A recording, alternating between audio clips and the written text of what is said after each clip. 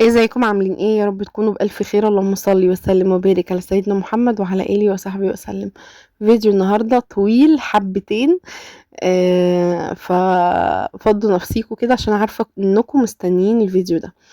اولا انا مرضتش اقسمه على فيديوهين عشان يعني عارفة ان انتم مستنيين الفيديو ده زي ما انا ما كنت مستنية اشوف الشكل النهائي بالظبط. فالنهارده هنفرش المطبخ اخيرا. عايزه اقول لكم انا قعدت 4 ايام بفرش فيه واكتر كمان والله. لاني انا ما كنتش عارفه بقى احط الحاجه فين وهشيل ايه واحط ايه والحاجات هتترص ازاي والكلام ده كله. كمان اللي كان معطلني الرفوف بتاعه الستاند اللي انا عاملاه. المهم اول حاجه قلت همسح الدولاب كله باي ملمع عندي، لان انا اصلا من قبل ما اوديه للراجل كنت غسلاه من فوق. فمطرح بقى ماما مسكوه كانوا بيغيروا الكلام ده، فقلت همسح كده هديله مسحه بسيطه وخلاص. فبدل ما اكب صابون واعمل رغاوي ومش هعرف المها وفي اجهزه يعني الاجهزه بتاعتي كانت لسه في الارض ما كنتش حطيتها، فقلت همسح كده وخلاص هلمعه كده ويعني تلميعه بسيطه وخلاص. عايزه اقول لكم والله اني انا مبسوطه جدا ان المطبخ عجبكم، ولسه لما تشوفوا فيديو النهارده ان شاء الله يعجبكم اكتر باذن الله. لما تشوفوا بقى الشكل النهائي مع الفرش السجاد، البتاع اللي انا حطاه، الرخامه، الحاجات اللي انا جايباها وفرشتها، الحاجات الجديده، الحاجات الحلوة دي ان شاء الله يعجبكم اكتر من الاول. وكمان تنسيق الالوان، الالوان المتدرجة، اللي هو ايه، مش عاملة عك بقى وايه، وعاملة حاجات كده ملهاش لازمة. لا، كل حاجة في مكانها. انتوا عارفين طبعا ان المطبخ صغير، فعايز حاجات محدودة هي اللي تتحط جواه، مش اي حاجة وخلاص، عشان برضو ابقى طول الوقت شايفاه حلو وكويس ومنور. فمش عايز اي حاجه. انا عايزه اقول لكم انا رميت حاجات يعني ما رميتش، يعني استغنيت عن حاجات كتير قوي في المطبخ. انتوا كنتوا عارفين طبعا مطبخي الاولاني كان واسع، فكان شايل حاجات كتير قوي. حاجات بقى ليها لازمه، على حاجات ملهاش لازمه، على حاجات بستخدمها، على حاجات جديده، على حاجات بكراتينها. فكان شايل حاجات كتير. فلما جيت في المطبخ ده فمفيش مكان ان انا احط مثلا الكميه اللي انا كنت حطاها في المطبخ الاولاني. فرُحت عاملة يعني رُحت عملت إيه بقى، استغنيت عن حاجات كتير أوي. الحاجات الزيادة عندي اللي هي يعني خلاص ما بقتش نافعاني بس نافعة غيري، بقيت أدّيها لغيري. الحاجات مثلًا اللي هي ما لهاش مكان عندي بقيت مثلًا شايفاها مناسبة عند أمي أودّيها، شايفاها مناسبة عند أخت محمد أودّيها، كده يعني. الحاجات بقى اللي أنا استغنيت عنها وجِبت حاجات جديدة مكانها، بقيت برضه كذلك أودّيها لأي حد إيه، محتاجها. مش ناس غريبة، هي أهلي بس، اللي هو إيه، خلاص هي ما بقتش تنفعني في بيتي بس تنفعهم هم. فلميت كده مطبخي على قد ما أقدر. طبعًا انتم كنتم عارفين إن أنا كان عندي المطبقية بتاعتي كانت صيني، اللي هو الطقم الصيني بتاعي شيلته كله، لإني أنا عيالي صغيرين فباحط لهم مثلًا ياكلوا بيكسروا الحاجة ويكسروا الكوبايات، وكانت ايه هيصة عندنا. فروحت لغيت كل ده، شلت الصيني مثلا لما يبقى عندي عزومة، لما يبقى عندي مثلا اعداد انفار كتير اطلعه. جبت اللي هو الطقم ده استخدمه كاحنا عيلة بس، اللي هو ايه للناس اللي في البيت. وكمان هو ما شاء الله يعني كتير، يعني الأعداد بتاعته كتير. مش عارفة كنت تقريبا جايبة 32 طبق أو 36، يعني جايبة الحجم الأكتر مش الأقل. في منه طقم تاني نفس الشكل كده بس بيبقى ايه 24 طبق، بيبقى ايه مثلا ستة طبقة مفلطحة كبيرة، وزيهم 6 صغيرين وزيهم 6 مثلا اللي هو ايه بتاع الشوربة والكلام ده. لكن انا جايبة الحجم الكبير لان انتوا عارفين طبعا لما باعمل عزومة بابقى عايزة كل الأطباق تبقى متوحدة، يعني متوحدة اللون، تبقى كلها لون واحد. ما اللي هو ما اعملش من كل لون يا بطاطسة. لأ، تبقى مثلًا الطباق كلّها لون واحد. ما احطش طبق أصفر وأخضر الحاجات اللي كانت بتحصل دي مش عايزة كده. لمّيت كلّه واللي شِلته، يعني أنا شِلت طقم الصيني بتاعي كلّه لإن هو غالي عليَّ. وده يعني ده بتاع جوازي مش هاقدر إن أنا أفرّط فيه. وعايزة أقول لكم هو كامل بس يعني كذا طبق كده منّه اتكسر، فقُلت خلاص أجيب بقى اللي هو الطقم اللي أنا جِبته ده. عايزة أقول لكم حلو أوي. كان في 3 ألوان منّه، الأصفر والرصاصي والأبيض، لكن أنا جِبت طبعًا الرصاصي عشان المطبخ عندي كلّه بقى رصاصي. وعايزة أقول لكم الرصاصي مع البيش حلو جدًا. يعني وأنا والله وأنا واقفة في الصالة، يعني أبُص على المطبخ أشوفه بيج، ما أعرفش ليه وإزاي، بس أنا الرفوف السيراميك بيج، وانا واقفه في المطبخ ابص على الحيطان، نفس السيراميك. معرفش يعني هي اتنسقت ازاي كده، بس الشكل في النهائي تحفة ما شاء الله، حلو قوي لما ابقى كده واقفة في الصالة وشايفة المطبخ مترتب ولازم ضروري ان انا تبقى ايدي في المطبخ، خصوصا ان هو مطبخ دلوقتي فاتح على الصالة، دخلة الباب على طول لازم تبقى ايدي فيه اول باول. ف دايما عندي المطبخ هيبقى نظيف، فهبقى شايفة ان الدنيا عندي مريحة عن الاول بكتير. الاول كان المطبخ عندي اوضة بحالها، فكان شايل زي ما قلت لكم اللي ليه لازمة واللي ملوش لازمة، فكان على طول متكركب، ومهما اعمل فيه ما يعني ما كانش بينضف خالص. وكمان الدولاب كان مكسور وكان حالته حايلة يعني، وانا بصراحة ما كنتش عايزة اعمل تعديل فيه غير لما اعمل الدولاب. فلما حصل بقى المواسير اتكسرت والكلام ده، رحت عملت بقى الدولاب وجددت زي ما انتم ما شايفين كده. بصوا قبل ما يعني اول ما قلنا خلاص هنهد وحاسبنا السباك وكده، جبت كراتين مش كرتونه، لان انا كمان لميت النيش، فالصيني ده كله كان ملموم. طبعا مع الكاسات بقى كنت لمها برضو في كراتين، وان شاء الله لما اجيب الاوضه هبقى احطهم تحت السراير. فاول حاجه هنا طبعا الدولاب دلوقتي يبقى فاضي معايا، اللي هو جنب البوتاجاز، فده انا هحط فيه الحاجات اللي انا ما بستخدمهاش، اللي استخدامي فيها هيطلع من رمضان لرمضان، من العيد للعيد كده، فاهمين اللي هي ايه، مش استخدام يومي، لا الحاجات اللي انا بستخدمها يوميا هطلعها بره، وهوريكم برضو في الاخر ايه اللي هيستخدم، يعني مثلا ايه اللي هستخدمه على طول، واللي هو الاربع تنفار اللي قاعدين في البيت استخدامنا اليومي، وايه بقى اللي هيبقى للعزومات والكلام ده. المهم هدخل كل الصيني بتاعي في الدولاب اللي انتوا شفتوه ده، وهقفل عليه لان هو مش بيتفتح بسبب البوتاجاز. تمام، فهلم كده الحاجات اللي انا مش محتاجاها فيه. بصوا بقى، تاني حاجة عملتها، الستاند اللي انا عملته هوريهولكوا برضو لما نفرش، هحط عليه الاجهزة بتاعتي. انا عملته وشفته من على امازون، فاخدت التصميم ورحت للحداد قلت له انا عايزه اعمل كذا في كذا، والرف يبقى مثلا كام سنتي، عرضه كام سنتي، طوله كام سنتي، الكلام ده كله انا اللي عاملاه. عشان احط عليه الاير فراير والميكروويف والاجهزه الصغيره بتاعتي كلها، لان طبعا مفيش مكان ومفيش رخام اللي انا احط عليه الاجهزه. طبعا الرخامه دي اللي هي يعتبر البار بتاع المطبخ، فلو حطيت عليه الاجهزه هتبقى بايخه قوي قوي قوي، لان هي يعتبر مفتوحه على الصاله، فانا مش عايزه اقفل الدنيا، عايزه الدنيا ابقى اشوفها، يعني المطبخ بالذات اشوفه كده تبقى عيني مستريحه له، اللي هو يبقى الدنيا فيه متروقه اول باول وكل حاجه في مكانها، مش عايزه ايه لخبطه وحاجه محطوطه مكان حاجه والكلام ده مش عايزاه.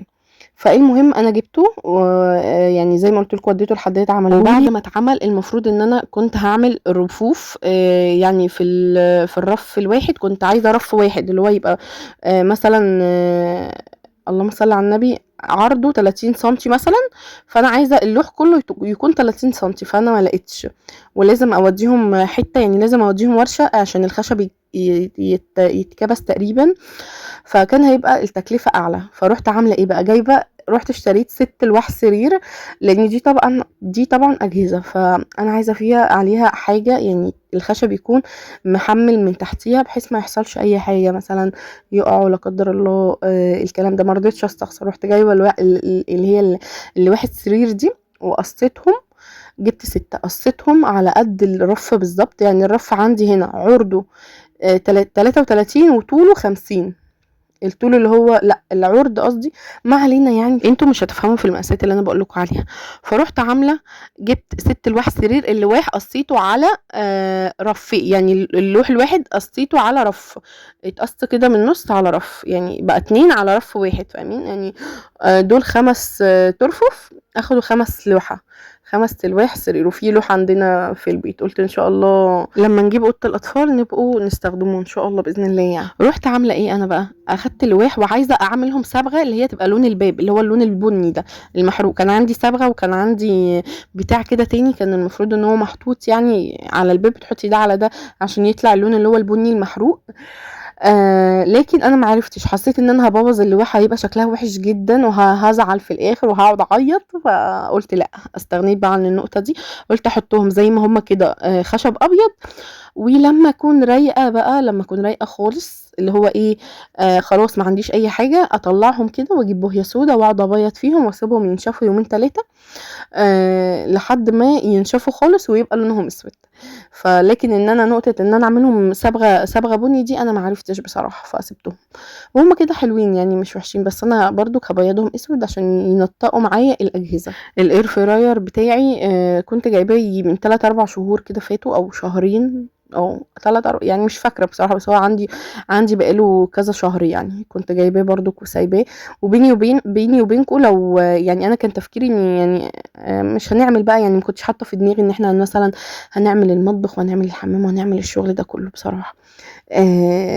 فانا قلت كده يعني هشيله تحت السرير عندي، كان في الاوضه كنت بقول ان انا هشيله تحت السرير او هجدد المطبخ بتاعي اللي هو القديم واحطه فيه يعني. لكن سبحان الله والله العظيم، يعني انا ما كنتش مخططه لكل ده، هو كل ده حصل كده من عند ربنا. السباكه باظت فمحمد قال لي هدي واعملي ومش عارفه ايه والكلام ده لحد ما وصلنا للي احنا فيه ده. ما شاء الله الله اكبر، انا فرحانه جدا. الحمد لله ان الدنيا اتلمت. وحاجتي اتفرشت. انا كنت هشيل الحاجه دي تحت السرير لحد ما اعمل المطبخ جوه المطبخ يعني اللي هو الاوضه لو تفتكروها اللي هو المطبخ بتاعي القديم، كنت هجدده كنت هعمل كده فيه شويه حاجات بحيث ان انا اقدر استخدم الاجهزه اللي انا جايباها. لكن فضلت متشالة عشان تتفرش في المطبخ الجديد. لكن الحمد لله اللهم لك الحمد يا رب على اللي انا فيه. عايزه اقول لكم مبسوطه جدا جدا جدا، ربنا يديمها عليا نعمه يا رب، ويبعد عننا اي عين واي حد مش حابب لي الخير. آم، الحمد لله الحمد لله يا رب الحمد لله. يعني انا ما كنتش احلم بالحاجه يعني باللي انا وصلت له دلوقتي. في منكم ناس هتشوفوا مثلا اللي انا وصلت له ده او يعني حاجه بسيطه بالنسبه لها، لكن انا بالنسبه لي ده كان حلم واتحقق الحمد لله. عايزه اقول لكم احلامي بسيطه انتوا تشوفوها بسيطه، لكن انا بالنسبه لي احلامي كبيره جدا. يعني نقطه ان انا مثلا اعمل مطبخ بالشكل ده واعمل اوضه اطفال في الشقه اللي انا فيها كان بعيد عني، كان بعيد عني خالص والله. يعني ما كناش محضرين لاي حاجه، لكن هي جت كده وربنا سهلها، ما تعرفوش ازاي وما تعرفوش منين اتلمت كده ووصلت لشكل انا مبسوطه بيه جدا جدا جدا جدا وفرحانه جدا جدا برضك. انتوا في ناس تشوف يعني هتشوف انا بقول لكم يعني اللي انا وصلت له ده كان حلم بالنسبه لي، يعني انتوا ناس منكم هتشوف اني حلم عبيط قوي، لكن لا بالنسبه لي ده حاجه كبيره جدا. اللي انا عملته ده حاجه كبيره جدا، واللي احنا وصلنا له ده حاجه كبيره جدا. كفايه بس ان انا عملت اوضه زياده، يعني انا يعتبر اشتريت اوضه، فاهمين؟ بالفلوس بقى اللي اتحطت دي كلها اشتريت اوضه لعيالي. بقى الشقه عندي اوضتين وصاله ومطبخ امريكاني وحمام حجمه حلو والمطبخ حجمه حلو يعني. فانا يعتبر كده اشتريت شقه من اول وجديد، واتبيضت واتنضفت وكل حاجه فيها جميله وكل حاجه فيها مرتبه. فربنا يا رب يديمها عليا نعمه ويحفظها من الزوال. يعني انا ما كنتش عايزه اكتر من كده وما كنتش يعني حابه اكتر من كده والله. فربنا بيوسع على البني ادم عشان نيته كويسه، يعني بيتمنى الخير لغيره، بيحب الخير لغيره. فطول ما انت بتحبي الخير لغيرك ربنا هيوسعها عليكي، هيديكي مثلا يكرمك في صحتك، يكرمك في بيتك، يكرمك في عيالك. فهو الواحد اساسا مش عايز اكتر من كده والله، يعني انا مش عايزه اكتر من كده في الدنيا، ان ربنا يكرمني في صحتي وفي عيالي، ولا اكتر ولا اقل. مش عايزه اي حاجه تاني من الدنيا خالص.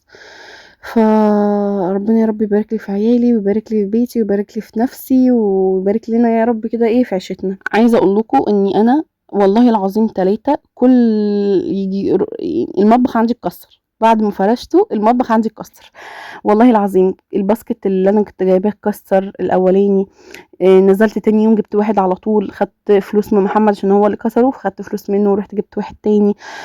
كوبايات عندي اتكسرت، حاجات اتكسرت ياما. الحمد لله اني ما جبتش حاجه في الاجهزه، لان لو كانت حاجه اتكسرت من الاجهزه كنت هبقى زعلانه قوي. طول ما انا بفرش في حاجه بتتكسر، في حاجات بتقع مني غصب عني. بعد ما فرشت محمد كسر الباسكت، خدت فلوس منه زي ما قلت لكم، جبت واحد تاني يوم على طول. فالحمد لله ان هي بتيجي في الحاجه يعني. وانا مش بتكلم اللي هو ايه اللي هو مثلا ما يتحسدنا ولا الكلام ده، لا طبعا احنا ممكن نكون اقل حد في العالم كله، لكن والله العظيم ما اعرف في ايه، يعني ما اعرفش من ساعه لما طلعنا البيت وبعد ما عملنا، حتى من قبل ما افرش وعلى طول مثلا بيبقى في خناق في البيت، في عكننه. قعدت والله العظيم قعدت يعني يومين ثلاثه كده مش طايقه اقعد في البيت ولا طايقه اعمل حاجه. ما اعرفش ايه اللي بيحصل، ما كنتش اعرف يعني ما اعرفش. لما الحاجة اتكسرت وقسما بالله يعني انا فرشت مثلا وخلصت وفرحانين وقاعدين، فجأة لقيت حصل حصل حاجات كده اللي هو ايه، حاجات خلافات يعني كلام واتقال وكلام عاد، وحصل تكسير في البيت والحاجة اتكسرت. فبعد ما الحاجة اتكسرت عايزة اقول لكم انا هديت نفسيا وبقيت حابة البيت. زي ما تقولوا كده اللي هو ايه، كان في حاجة وراحت لحالها.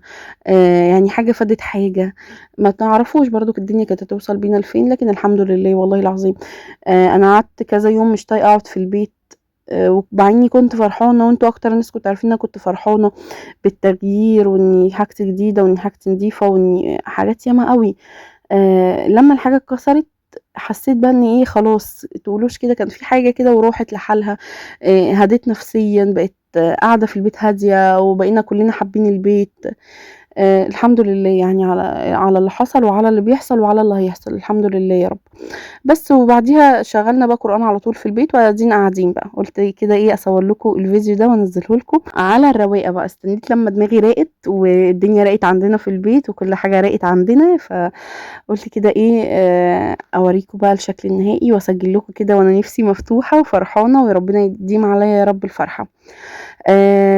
طبعا انا ما رضيتش بقى اتكلم واقول انا حطيت ايه وشلت ايه والكلام ده، غير في حاجات بسيطه، عشان ايه هتكلم دلوقتي معاكم واقول لكم كل حاجه اتحطت فين وحصل ايه وشلنا ايه من مكانه والحاجات دي. عايزه اقول لكم اللي هي الصفايه بتاعه المطبخ دي بقى ملهاش لازمه، يعني بقت ملهاش لازمه. ليه ملهاش لازمه؟ اللي هي القاعده بتاعه الارضيه، القاعده بتاعه البوتاجاز قصدي، قفلت عليها خالص ومكانها مش مظبوط. يعني السباك اللي عملها لي مكانها مش مظبوط، وما اعرفش هو عملها لي ليه، مع اني انا يعني انا اللي طالباها، قلت له عايزاها تبقى جنب الحوض، يعني مثلا تبقى في نص الارض، جنب ال يعني تحت الحوض جنبه بشويه. لكن هو بص حطها لي في نص المطبخ، ويعني هو عارف ان ان البوتاجاز هيبقى هنا، لان هو كان واقف مع شركة الغاز لما جت، هو كان واقف معايا وقالوا ان البوتاجاز هيبقى هنا عشان لازم يبقى فيه 60 سنتي والكلام ده. فما اعرفش الدنيا كانت ماشيه مع عم سعيد ازاي. هو كان اسمه عم سعيد اللي كان بيعمل لنا المطبخ. ربنا يا رب يدي الصحه، يعني كتر خيره وتعب وطلع عينه برضك في الشقه. هو برضك يعني عمل لي حاجات مش مظبوطه شويه، بس يعني كتر خيره. بصوا بغبائي بشيل يعني بجر الاستند عشان امسح تحتيه اللي هي الرشاش، اللي هي اللي انا بحط فيها الزيت دي، البخاخه بتاعه الاير فراير، واحده وقعت اتكسرت والتانيه لقيتها مش شغاله. فقلت لما انزل بقى ابقى اشتري 2 كده جداد واجربهم عند الراجل، عشان اللي اتكسرت دي يعني انا ما كنتش جربتها، والتانية بايظه اصلا ما بتبخ، يعني البخاخ بتاعها مش شغال. فما انزل ابقى اجيب ايه 2 تانيين ان شاء الله. اللي هو بديل السجاد ده عايزه اقول لكم حلو قوي ناعم. ما رضيتش اجيب سجاد لان عندي سجاد، عندي 3 سجاجيد للمطبخ وعلى المقاس ده، على اللي هو ال2 متر ده. هو انا عندي المطبخ عرضه 2 متر ومعرفش طوله قد ايه، انا ما قستش. بصوا الباسكت ده اللي انا بقول لكم عليه اتكسر، ورحت جبت واحد تاني. بصوا بس ده كان احلى، يعني ده كان رصاصي واحلى كده، وكان شكله احلى من اللي انا جبته ده. تعالوا باخد لكم جولة في مطبخي القديم. بصوا المطبخ كان عامل ازاي، مع اني كان نظيف نظيف، بس في كركبة كتير، وكمان الشفاط كان بايظ هنا، فتحسوا ان بخار الاكل كان بيطلع على السقف، كان عامل لون كده. فانا ما كنتش حابه المنظر ده خالص. كان عندي بقى بصوا ملكوش دعوه باللي فوق النيش والتلاجة، عشان دول كانوا حاجات جداد، واللي جنب النيش كانوا برضو حاجات، يعني حاجات بكراتينها مقفوله ما كنتش فتحتها. دولاب المطبخ عندي كان متكسر. وكمان يعني كنت بغسل، يعني كنت بقف اغسل مواعين على الحوض، كانت الميه بتنزل تحت عند الحلل، كنت لازم اغسل كل ما اغسل حاجه على الحوض هنا افضي الدولاب ده كله واغسله وامسحه من اول وجديد، عشان الميه اللي كانت بتنزل جواه دي ما كانتش حلوه. دي حاجات بكراتينها. وكمان لما دخلت النيش فتحسوا ان المكان ضاق شويه. تعالوا بقى اوريكم الشكل النهائي بتاع المطبخ الجديد بتاعي. اللهم بارك اللهم بارك، حلو قوي، حاجه صغيره كده وسيمبل بقى، وحاجات جديده بقى، وحاجات متنظمه بقى في مكانها. يعني انا ما كنتش طالبه حاجه احسن من كده بصراحه. تعالوا بقى اوريكم رصيد دولاب المطبخ والحاجه عندي ازاي. اخيرا خلصنا المطبخ. بسم الله الرحمن الرحيم. بصوا، اول حاجه اللي هنا ده اللي هو السيراميك اللي هنا ده اللي مدي على الصاله، ده هبقى اعمله بديل خشب عشان شكله مش حلو. هو يعني حلو وكل حاجه، بس يعني اخلي شكله احلى، هعمله بديل خشب ان شاء الله. بصوا كده الرخامه حطيت عليها ايه، حطيت عليها الخل والزيت والملح والفلفل الاسمر، بحيث ده هيبقى لاستخدامي اليومي، يعني ده هيبقى استخدام يومي. وهنا حطيت طقم الغزالة ده، حطيت هنا سكر وكوفي ميكس واللي هناك ده فروتي، لاني كنت عايزة اعمل كوفي كورنر بس ما فيش مكان في الشقة خالص. وكمان الصينية الحلوة دي، انا بحب الصينية دي قوي، عندي منها واحدة صغيرة. المفروض الصواني دي بتاعت اللي هو احط فيها مخبوزات والكلام ده، لكن عشان ما عنديش حاجة احط فيها الحاجات دي فحطيت الصينية دي. شكلها حلو، وكمان كبيرة حلوة، يعني واخدة الكاتل، واخدة اللي هو الطقم ده، وكمان بحط جنبهم الراديو. كمان حطيت الكاتل هنا بحيث يبقى ايه طقم ايه مع بعضه كده. وهنا الرخامة تفضل فاضية. كمان هنا البوتاجاز، عايزة اقول لكم لسه الغاز ما دخلش، هيدخل يوم 18 وهيشتغل يوم تقريبا 22، لان هو بيشغلوا يعني بيشغلوا الغاز بعد ما بيركبوه ب4 ايام، فهو لسه ما دخلش. البوتاجاز عايزه اقول لكم بعد ما فرشت المطبخ ما شاء الله مكانه حلو، مكانه تحت الشباك. بصوا تحت الشباك كده، وحاجه حلوه قوي. والرخامه مكانها مظبوط. الدنيا لما اتفرشت واتساوت وحاجتي حطيتها في مكانها الصح، حسيت ان المطبخ معايا ما شاء الله حلو، مش غلط، او مش يعني اللي هو ايه، في مكانه الصح، كل حاجة اتحطت في مكانها الصح. فحسيت ان هو وسع معايا، مش صغير، لا، يعني انا كنت مفكرة صغير بس مش صغير. فحسيت ان هو مكان البوتاجاز هنا اريح ليا، وكمان في الشكل احلى. ما معرفش ليه، بس انا حاسه ان هو في الشكل كده احلى. هنا على الرخامه بقى حطيت اللي هو طقم التوزيع ده، عايزه اقول لكم حلو قوي، لكن بصوا اول ما فرشت اتكسر. يلا الحمد لله ان هي جت على قد كده. وكمان في حاجات تانية اتكسرت، حاجات صغيره. كويس ان هي جت في الحاجه. لكن اتكسر كسرة صغيرة واتكسر من ورا، فعشان كده ايه استخدمته، يعني شكله حلو. حطيته هنا بحيث يبقى جنبي وانا بعمل الاكل. هنا الحوض بتاعي واقفة مرتاحة، حلو قوي ما شاء الله، الله اكبر، حلو جدا. الوقفة عليه مش وحشة، لا، يخليكي ان انت تحبي تقفي في المطبخ، بالذات لما يكون المطبخ جديد وكل حاجة جديدة ونضيف والكلام ده، فانت بتبقي حابة وقفة المطبخ قوي. الخلاط ده رهيب، شكله حلو قوي. الايد بتاعته كده فيها اكسسوارز، وكمان غير ده اللي بغسل بيه الرخامه، تحفه.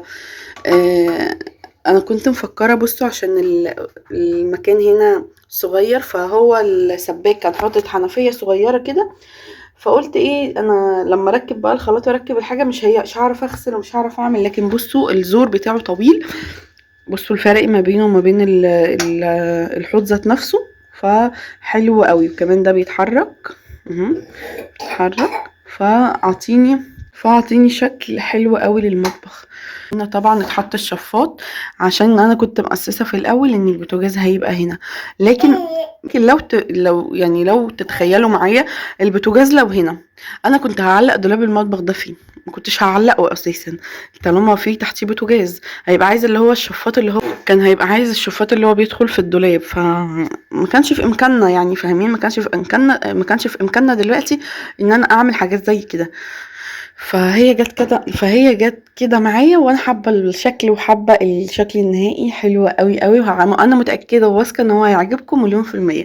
بصوا هنا المكان الفاضي ده هخلي يعني هعمل فيه ايه، هعمل فيه رفوف من اللي هي الدولاب الالمونتين ده.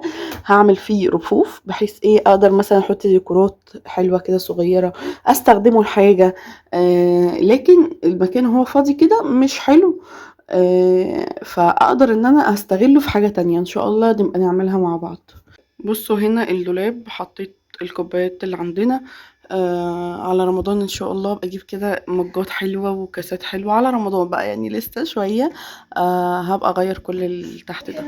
وهنا حطيت الطقم اللي انا جايباه، عايزه اقول لكم حلو قوي، تحفه في الاستخدام. وكمان شكله حلو. دي المطبقية بتاعتي على طول بقفلها، يعني ما بخليهاش مفتوحة بحيث ان لو حد في الصالة ما يشوفش اللي جوه، فاهمين؟ سوق الباب لما بيتفتح بيخبط في السقف. انا كنت قايله للكهربائي لان انا كنت عارفه ان دولاب المطبخ يبقى هنا. فانا قايله للكهربائي يحط لي كشاف تاني هنا، بس يبقى في كشاف تاني هنا ينور لي تحت الحوض. هو قال لي لا كفايه كشاف، وعامل كشاف واحد بس. وعايزه اقول لكم هنا الدنيا بتبقى يعني نور مش قوي، في نور بس مش قوي. ف هبقى اعمل كده ليد مثلا في اي حته. بصوا انا حاطه الليد ده على الدولاب من فوق، مش لازق ولا في اي حاجه. لكن هبقى اجيب كشاف او هبقى اجيب حاجه كده اخليها بحيث ان هي تخلي لي هنا منور.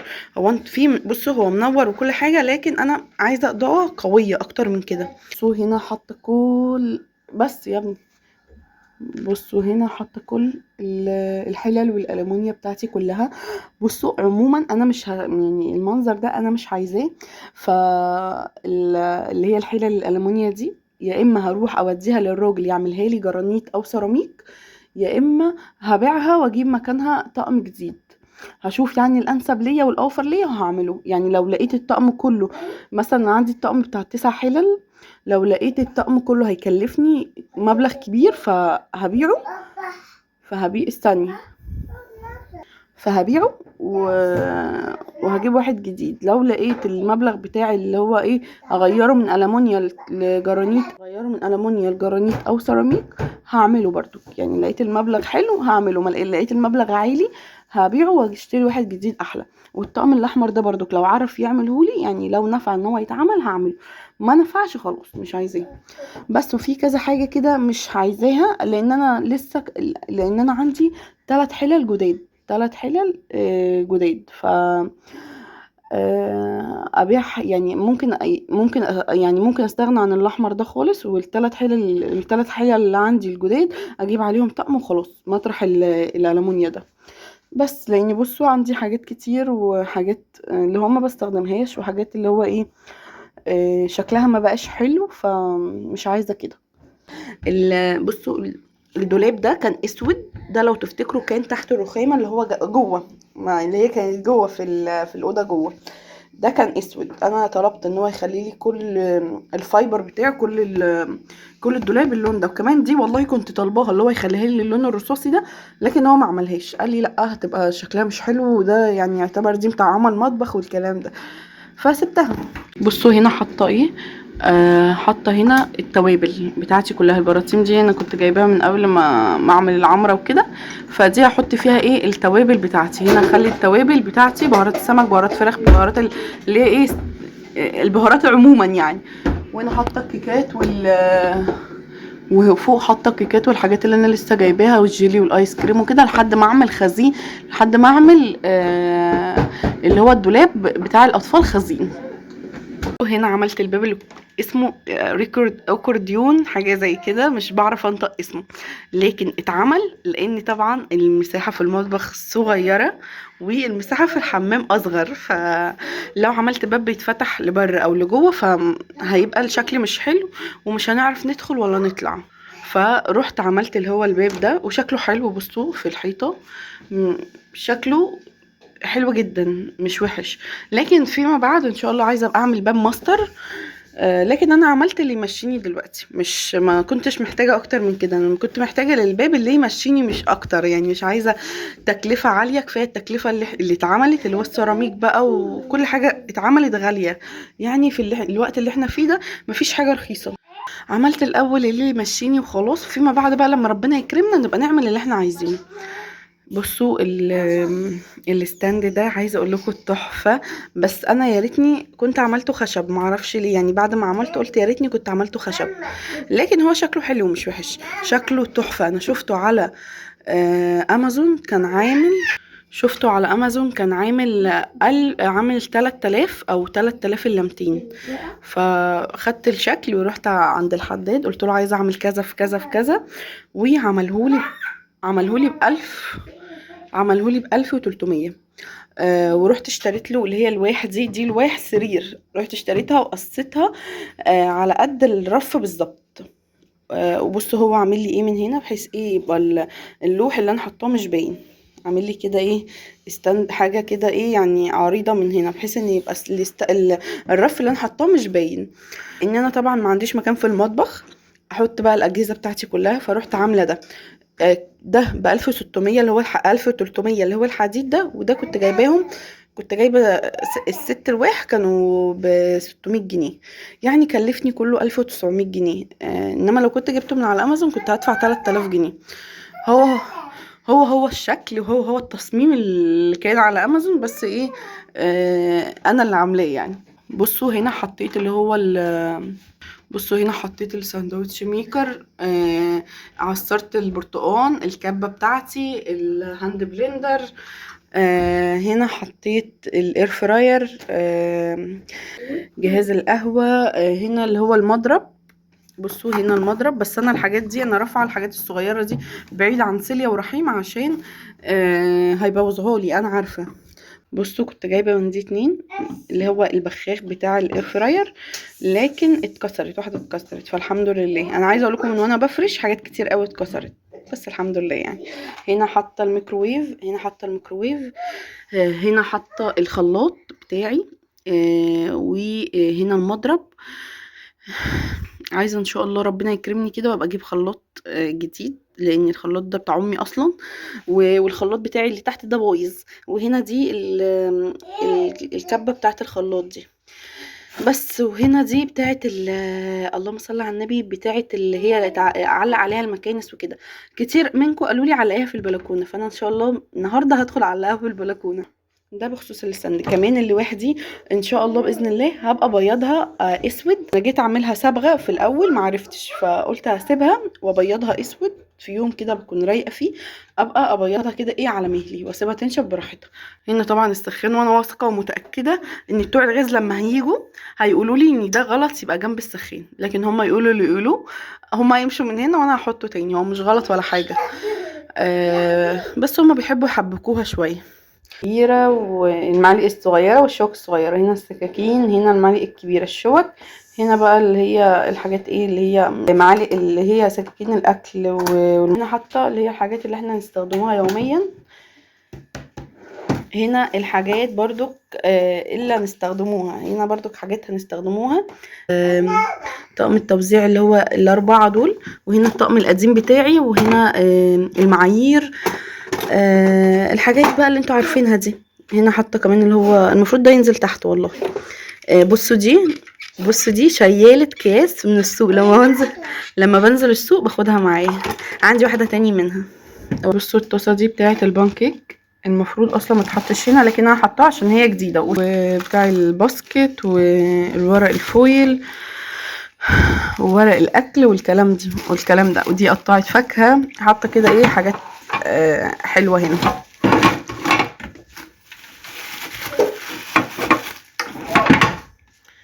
وهنا حاطه اللي هي صواني، اللي هي الصواني بتاعتي التقديم. وهنا حاطه بقى ايه بتاعه اللي انا بعجن عليها، و بتاعه الفطير اللي هي نفردوا بيها الفطير والكلام ده.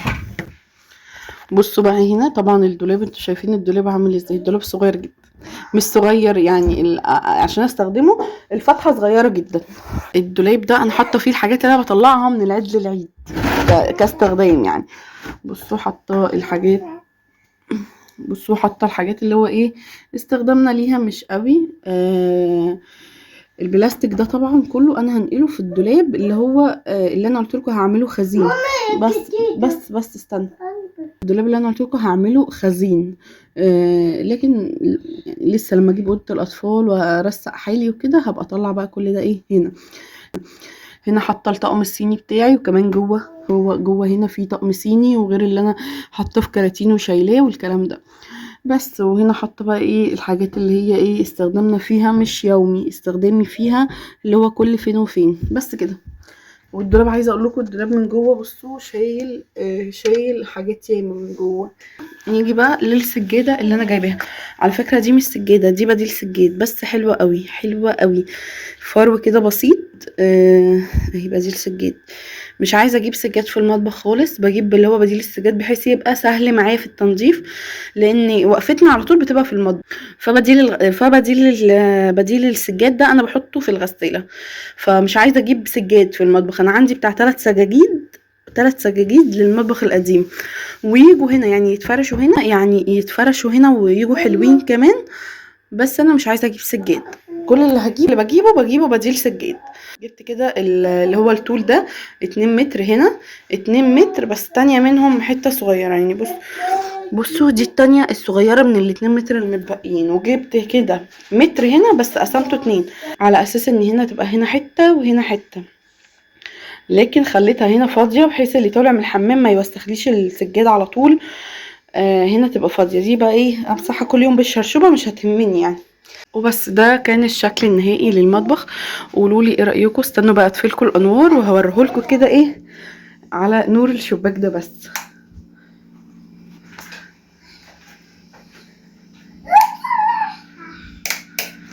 بصوا كده النور بتاع الشباك بس، حتى طفيت اللي هي النجفة اللي هي المفروض ايه بتدي للصولة. بصوا حلو قوي ورايق كده، وحاجة هادية وحاجة سيمبل وحاجة صغيرة كده وحاجة حلوة قوي. بس ده كان فيديو النهاردة، ويا رب الفيديو يكون عجبكم ويكون خفيف عليكم، وان شاء الله اشوفكم في فيديو جديد. الفيديو الجاي بإذن الله افرش الحمام ونفرش الصولة على طول.